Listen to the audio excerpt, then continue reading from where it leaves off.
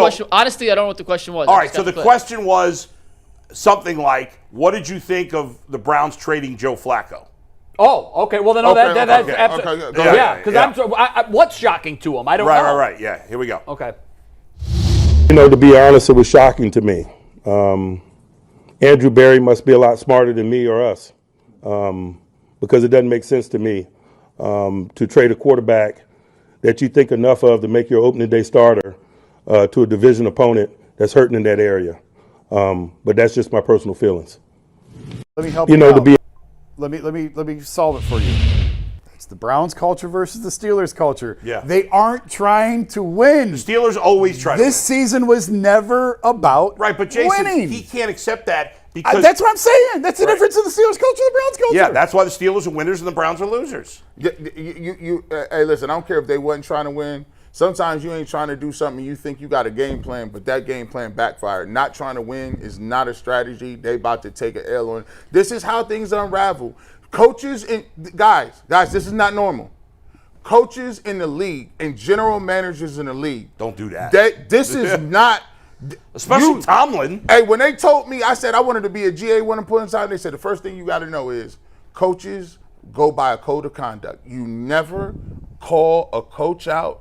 You don't even fire coaches during the middle of the season because sometimes you don't know when you need to be hired by somebody else. They give them, this is what we call a professional courtesy. You don't name nobody's name in the front office because Andrew Berry might be the person that need to hire Mike Tomlin one day. And guess what? He like, I feel you so incompetent, I'm taking that chip off the table. I don't want to go with you. I'm not eating birthday cake with you ever. It's a code of conduct. It's a code. But here's what, to build on what you're saying. It is a code of conduct, and it might not be written anywhere, but it's talked about everywhere. Here's what's mind-blowing to me. Mike Tomlin never does that. Mike Tomlin is a Tony Dungy disciple. Mike Tomlin, if he doesn't have something good to say, says nothing. Not only did he take a shot, he took a shot at his rival and mentioned him by name. Because he's trying to win the division, and the Browns are helping the Bengals catch him. Yeah, I know. Well, but I don't know about that. What else could it be? Yeah. Well, the Bengals aren't going to catch him. But from his vantage point, he's like, dude, it's a division rival. Why are you helping one of our division rivals? I'm going to tell you, I'll give you a theory, and you guys can all tell me I'm crazy after I give you the theory. That's kind of how the show goes. My theory is Andrew Berry didn't make that decision. Andrew Berry executed that decision, that was made by somebody else, and Mike Tomlin, the target of Mike Tomlin right there wasn't Andrew Berry because he knew Andrew Berry didn't make the move. He knew whoever made that move would hear that comment, and Andrew Berry would be able to look back at him and say, I told you it was crazy. I just can't imagine that Andrew Berry would do that. That sounds like some conspiracy theory you read on Facebook, Jay. Yeah, no. I didn't read that on Facebook. I made it up. How the Browns have handled all of their quarterback issues going back to since I don't understand. I've told you guys, I don't understand why they traded Flacco. I said that the day they signed him. I don't understand why they traded him or why they signed him. I didn't understand why they traded Pickett. I said that at the time. I don't understand what they're doing.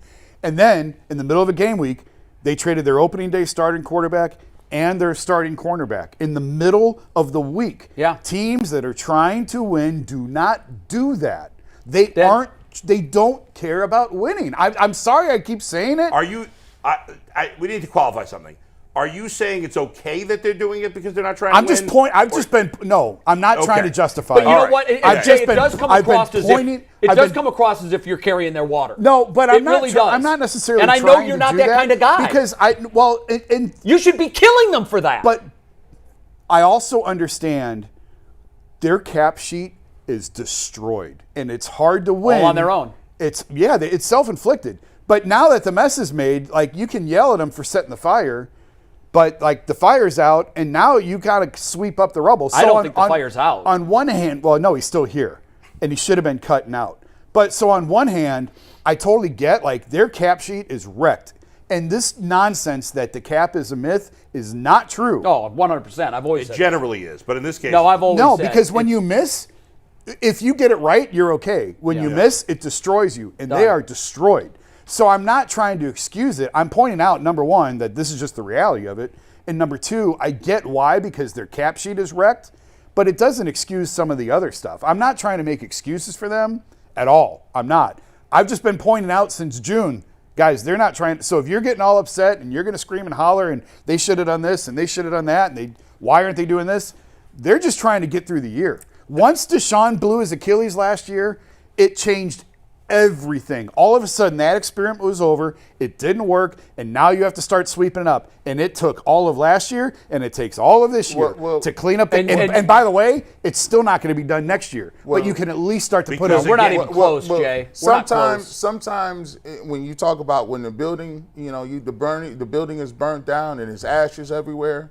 Well, they tell you if your house catch on fire, ain't no salvaging specific rooms. The whole house get burned down and tore down because you can't. It's not tenable no more. So yes. Are you going to hire the person that set the fire? Yeah, to build does the your arsonist house? get to rebuild? Does he get to rebuild the house? Because that's what we're stuck with. Well, the arsonist got the insurance money, so yeah, no, he's fine. No, he's wealthy. He's going to become more wealthy on taxpayer money. But the reality of this situation, as we sit here today, we can say all we want that they weren't trying to win.